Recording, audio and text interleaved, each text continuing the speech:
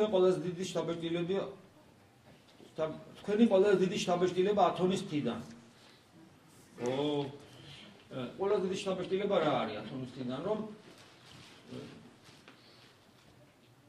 ესე იგი, იქაური სასულიერო პირები, ყველაფერი რომ მომეწონა, ასეთ რამე არ არის. მადლობა ხმას, სადაც ყველაფერი მოგწონს, შენი საქმე ცუდად დაუყო.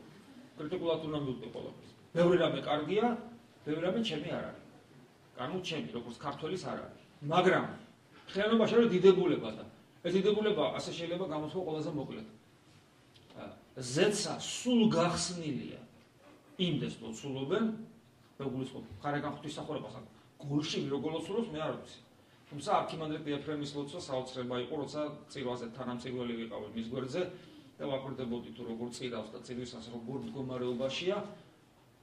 ახლა მე რო თქვა უცებ, ვერ მიხსენებ ვერცა თუნდაც რომელსაც მსგავსი შთაბეჭდილება მოხდენია ჩემზე წირვის დროს.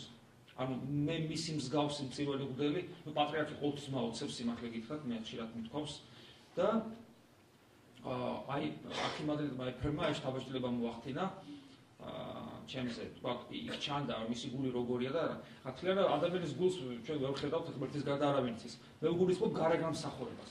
გარეგანმსახურება ისეთია და ისე იმედენი აქვს, რომ ზეცა არ იხურება იქ.